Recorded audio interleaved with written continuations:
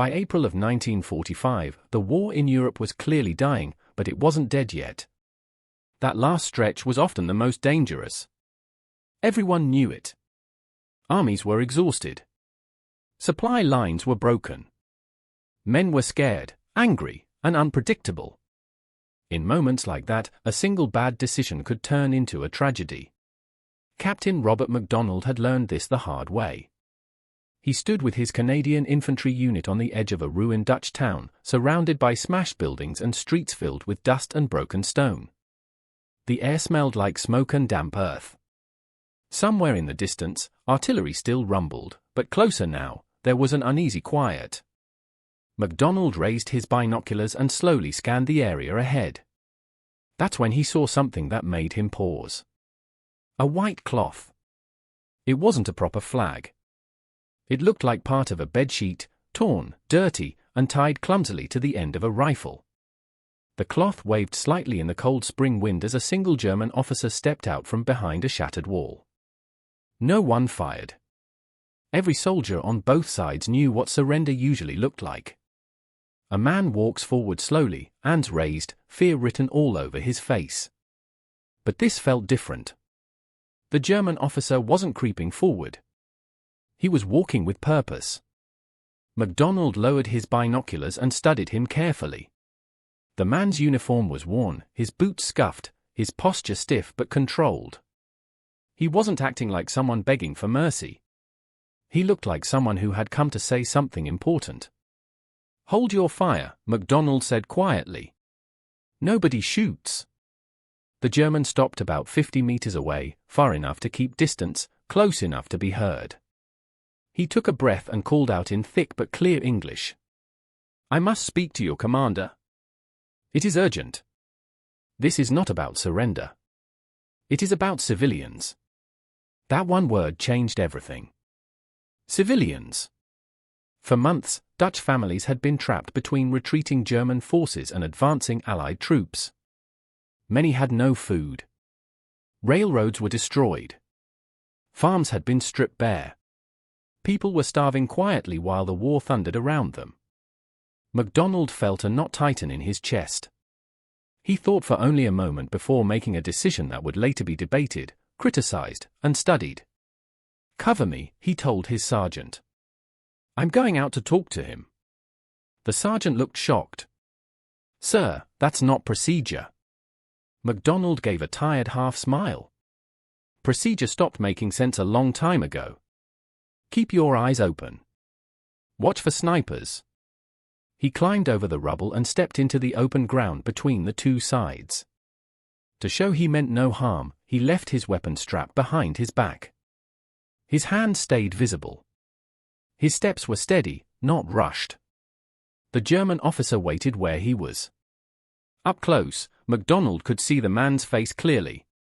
He looked worn down, not just physically, but inside. This wasn't the look of a man who'd lost a night's sleep. It was the look of someone who had been carrying heavy choices for too long. "I am Major Hans Dietrich," the German said.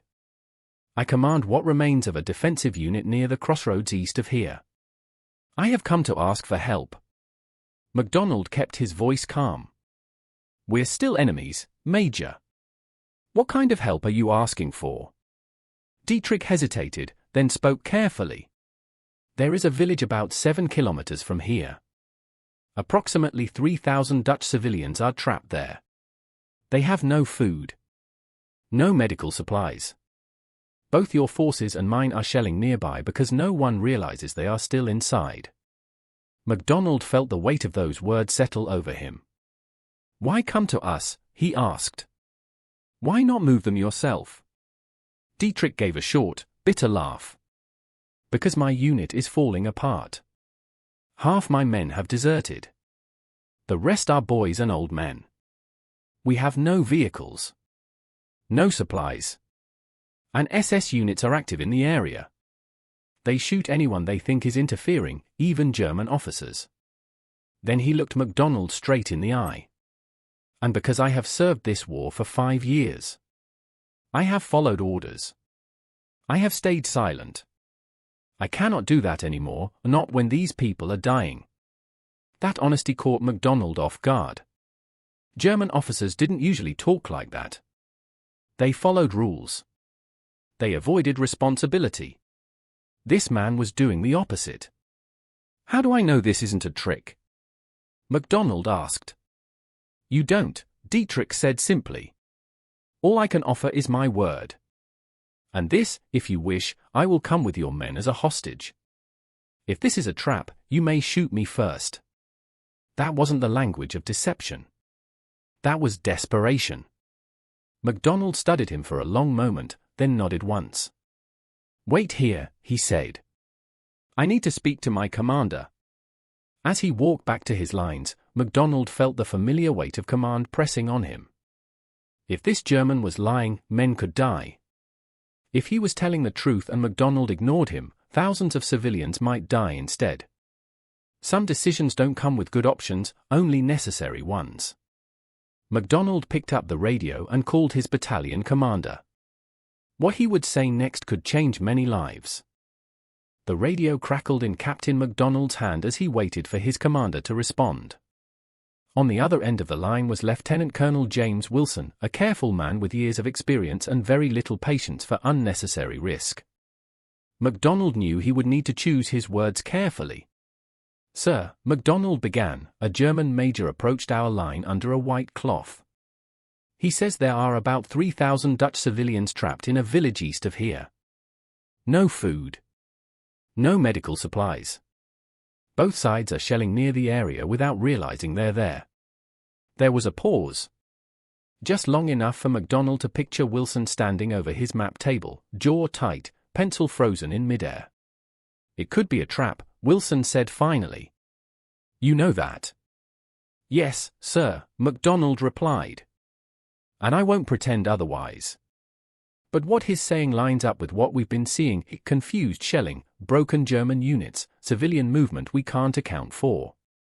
Another pause. He's offering to come in as a hostage, MacDonald added. Says we can shoot him first if this turns out to be a deception. Wilson let out a slow breath. That doesn't make it safe. No, sir. But it makes it worth listening. The radio stayed silent for several seconds. Those seconds felt longer than any firefight MacDonald had been in. If you're wrong, Wilson said at last, we could lose men for nothing. MacDonald didn't argue. Yes, sir. And if you're right, then we save thousands of people who won't survive another week. Wilson didn't answer right away. He was weighing the same thing MacDonald was: risk against responsibility. Rules against reality. Finally, the colonel spoke. Bring him in, Wilson said. Under guard. Weapons taken. I want to question him myself. If what he's saying holds up, we'll consider our options. But Captain, if this goes bad, it won't just be on you. I understand, sir.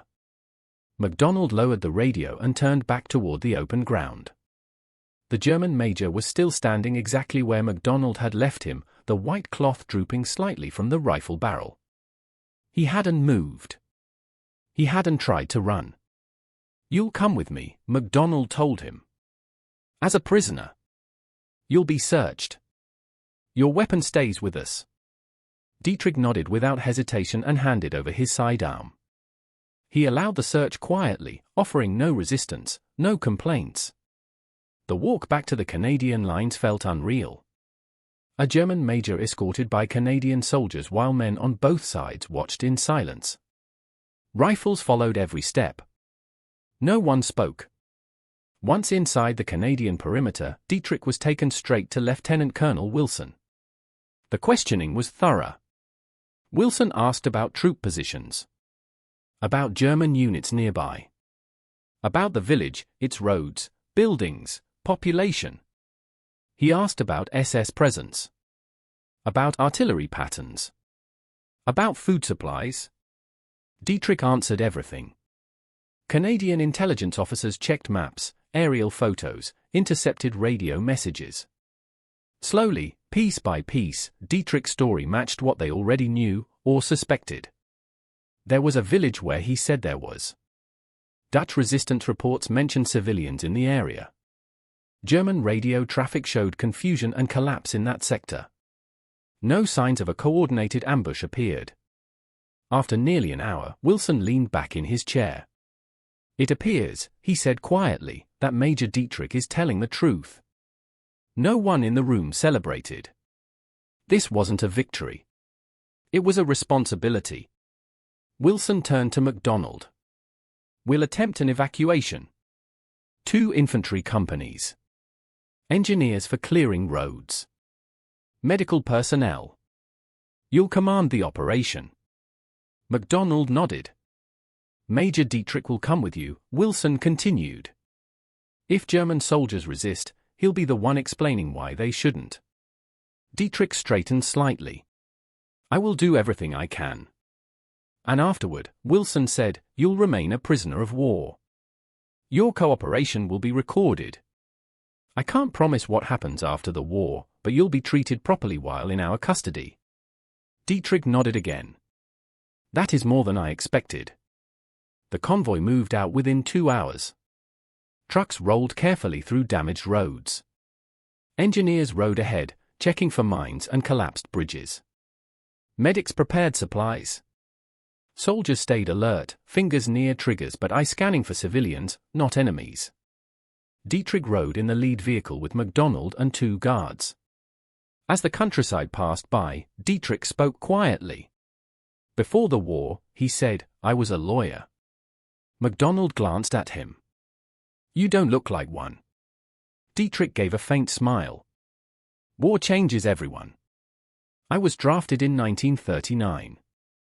France first. Then Russia.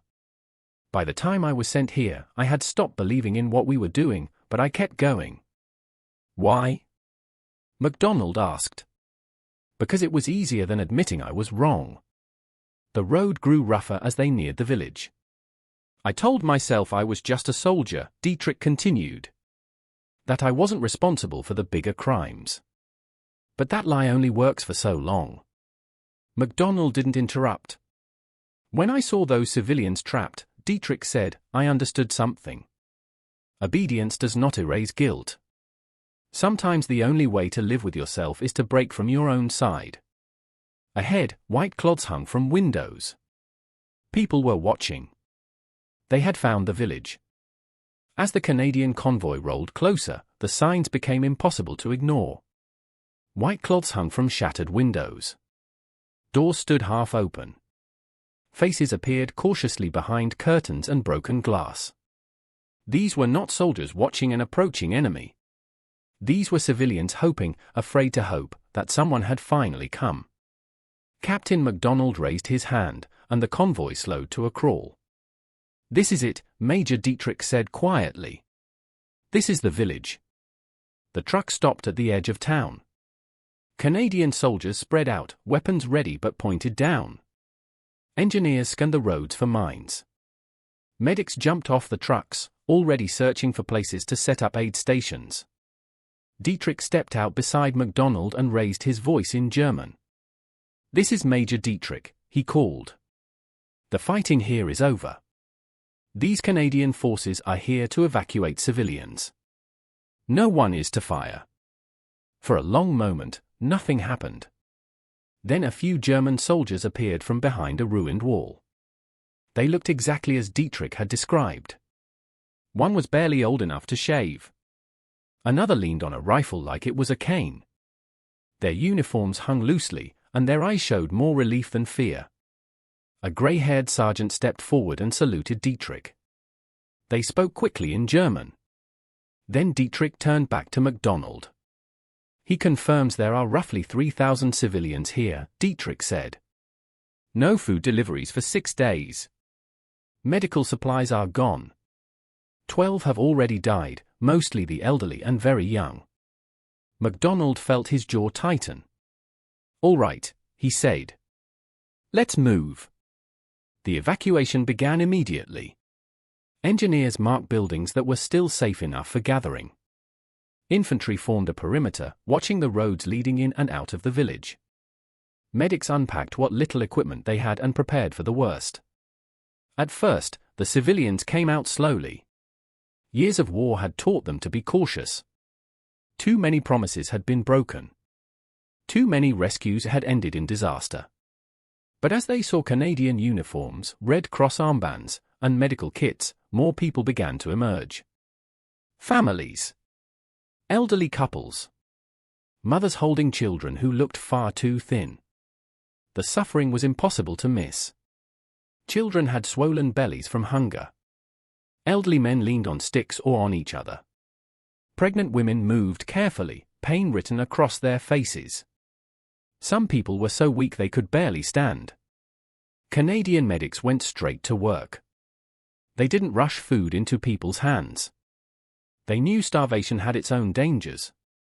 Water was given first. Small, careful portions of food followed. Severe cases were moved to trucks and treated immediately. MacDonald walked through the village, taking it all in. He had seen destruction before. He had seen death.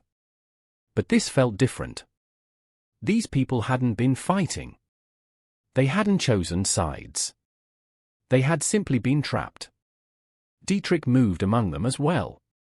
He spoke in German, then in Dutch. He explained what was happening. He reassured them.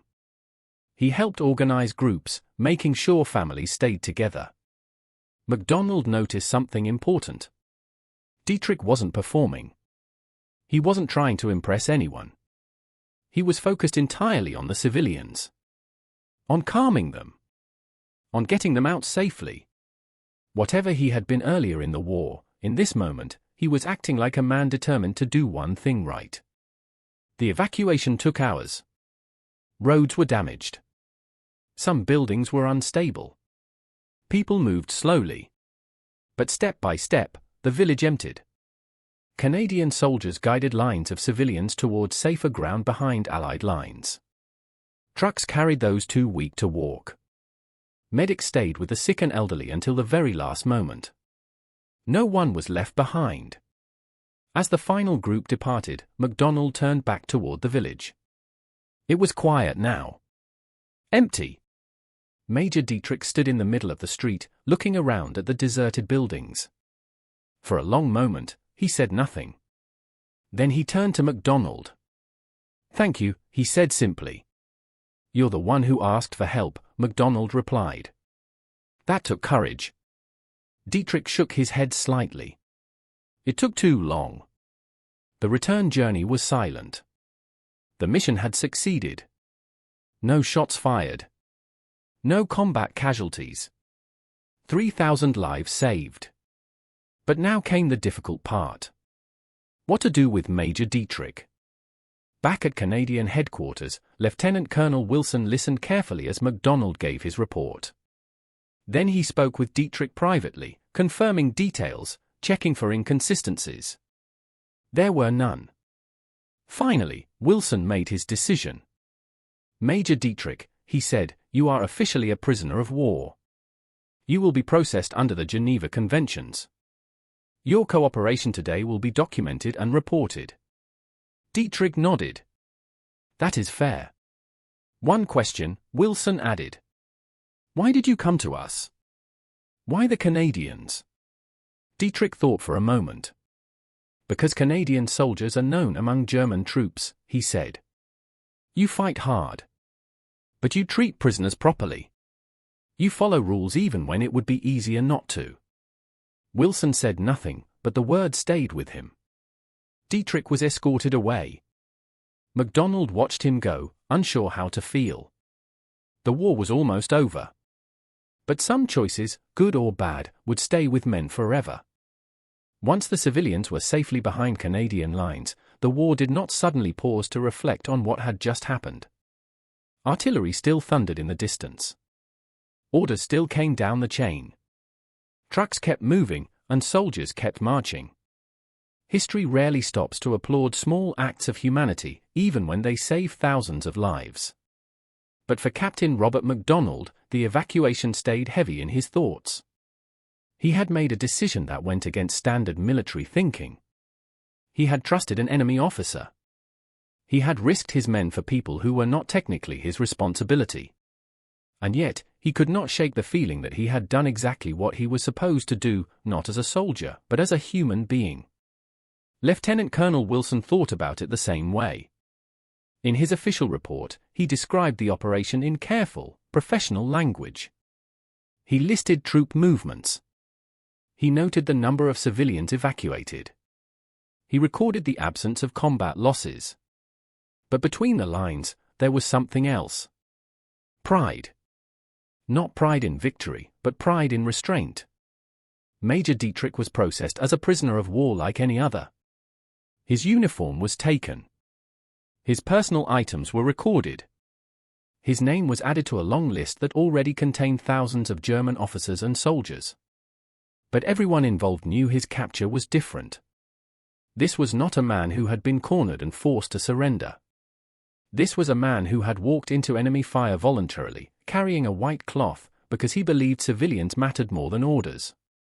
Dietrich was held temporarily near the front before being transferred to a larger POW camp. During those days, Canadian guards noticed something unusual. He caused no trouble. He followed every instruction. He spoke politely, thanked guards when food was delivered, and asked after the condition of the civilians whenever possible. Not once did he complain about his treatment or argue his status. One evening, a young Canadian soldier asked him quietly, "Do you think what you did will matter after the war?" Dietrich thought carefully before answering. "It will matter to the people who lived," he said. "That is enough." Back on the front, MacDonald continued his duties. The war moved on, as wars do. German resistance in the Netherlands collapsed quickly after that. Towns were liberated. Flags were raised. Civilians celebrated and mourned at the same time. But among the Canadian units, the story spread. Not as an official announcement.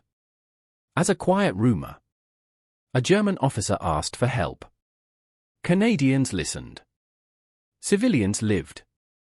Some soldiers saw it as proof that not every German was a monster. Others saw it as proof that fighting with honor had real value beyond winning battles. A few dismissed it as luck. But most felt something deeper. They were tired of killing. They were tired of destruction. This story reminded them why they had fought in the first place. For Dietrich, captivity was strange but calm. He was eventually shipped to a POW camp in Canada. The journey across the Atlantic felt unreal to him. He had crossed oceans earlier in the war as a soldier of a powerful army. Now he crossed as a defeated prisoner. Yet he felt no bitterness. The camp was orderly. Food was simple but sufficient. Medical care was available. Guards were firm but fair. Compared to the chaos of the collapsing German front, it felt almost peaceful. Dietrich spent his days reading, walking the camp grounds, and thinking about the war. About the choices he had made. About the ones he hadn't.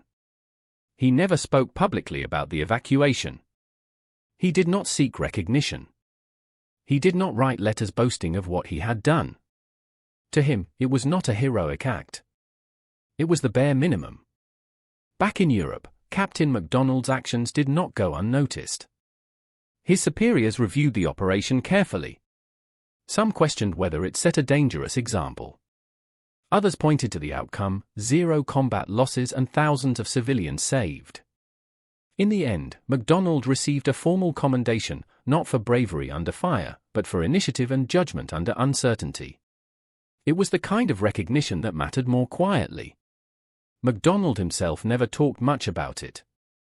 When asked, he would shrug and say, "The right thing was obvious once you saw it." After the war ended, life moved forward. MacDonald stayed in the army for several more years, then retired. He returned to civilian life, raised a family, and carried memories he rarely spoke about. But letters arrived. From Dutch families. Notes of thanks. Photographs of children who had survived and grown older. Stories of rebuilt homes and ordinary lives resumed. Each letter reminded him that decisions made in minutes could echo across decades. Major Dietrich was eventually released and sent back to Germany. The country he returned to barely resembled the one he had left years earlier. Cities lay in ruins. Laws and governments had vanished. His law practice was gone. He started over from nothing. He worked quietly, rebuilt slowly, and spoke little of the war. To his children and grandchildren, he mentioned only once, briefly, that he had asked the enemy for help to save civilians. He never framed it as heroism. Only as responsibility. History would never give that moment a headline. But sometimes, history's most important lessons are hidden in small, quiet choices made by tired men who decide, at the last moment, to act with humanity instead of fear. Wars end, but stories do not. They change shape. They soften around the edges. They get told in mess halls, living rooms, and later, to grandchildren sitting on the floor, half listening and half imagining. The story of the German major and the Canadian captain became one of those stories. At first, it was shared quietly among Canadian soldiers who had been there. They didn't tell it as a heroic tale. They told it as something strange, almost unbelievable. A German officer walked up to our lines, someone would say. He asked us to help save civilians, another would add. And we actually did, someone else would finish. Over time, the details shifted. In some versions, the German officer became a colonel. In others, the number of civilians grew larger. That happens with stories. But the heart of it stayed the same. An enemy asked for help. And help was given. For the Canadian soldiers, the story meant something important. By the final weeks of the war, many of them were emotionally exhausted. They had fought through France, Belgium, and the Netherlands. They had seen destruction on a scale they never imagined as young men. They had killed, not because they wanted to, but because they had to. This story gave them something rare, a moment where their actions saved lives without taking any. It reminded them that fighting with honor mattered. That treating prisoners properly mattered. That restraint mattered. It proved that their reputation, the one Dietrich had spoken of, was real.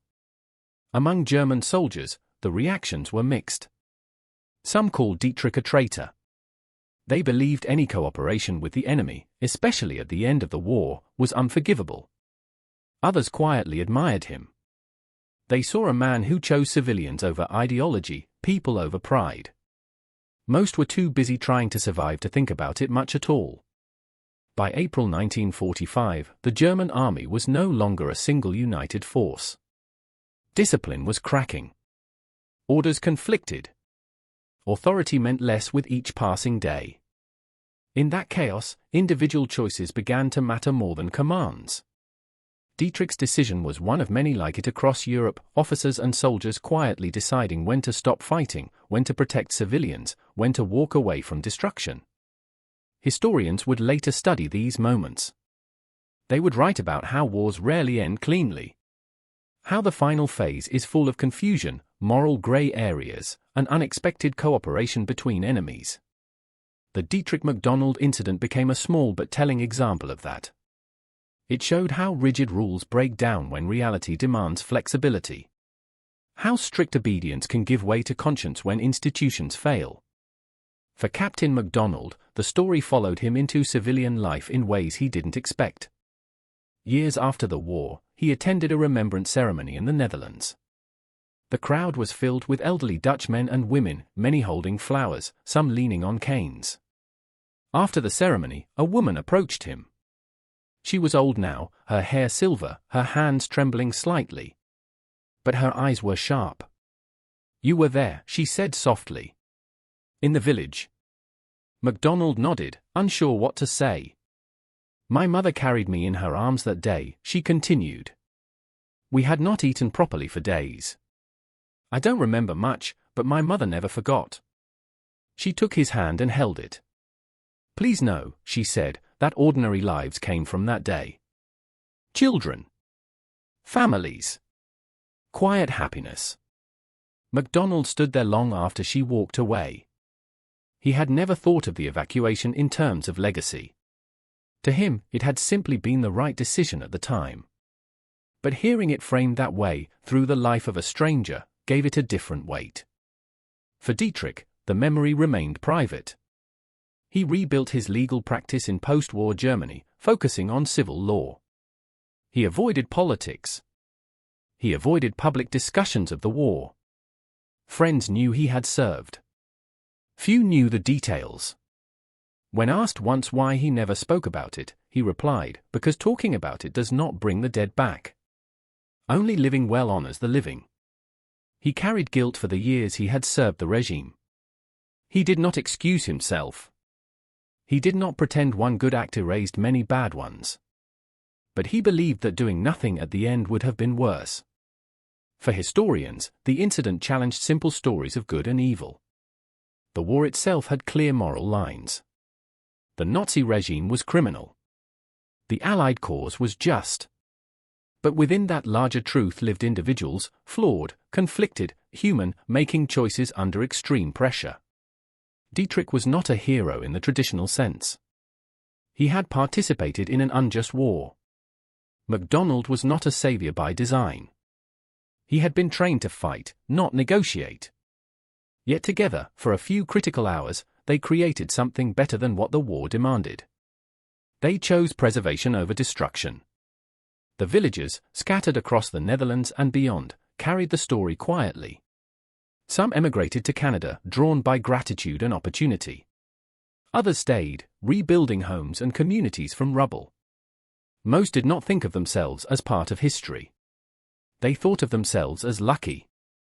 Lucky that one German officer broke ranks. Lucky that one Canadian officer listened. Lucky that humanity slipped through the cracks of war one last time. History often focuses on generals, battles, and borders. But meaning often lives elsewhere. In a white cloth tied to a rifle. In a conversation between enemies. In a decision made without a rulebook. When people talk about World War II, they usually talk about numbers. Millions of soldiers. Millions of civilians. Entire cities destroyed. Nations reshaped. Those numbers matter, but they can also hide something important. They can hide the fact that history is made one decision at a time. The meeting between Major Hans Dietrich and Captain Robert MacDonald was not written into any battle plan. No general ordered it.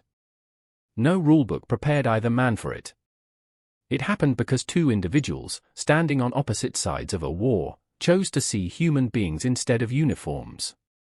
For Dietrich, the war had already been lost long before that April morning. Not just militarily, but morally. He had spent years telling himself he was just a soldier, that responsibility belonged somewhere higher up the chain of command. But standing in that ruined landscape, knowing thousands of civilians were starving, that excuse no longer worked. Asking the enemy for help was not easy. It meant admitting failure. It meant risking execution. It meant breaking everything he had been trained to obey. But it also meant choosing life over pride. For MacDonald, the choice was just as difficult. Military training teaches caution. It teaches suspicion. It teaches that trusting the enemy can get men killed. Yet leadership sometimes means knowing when the rules are no longer enough. MacDonald listened. He questioned. He verified. And then he acted. That decision did not make him reckless. It made him responsible.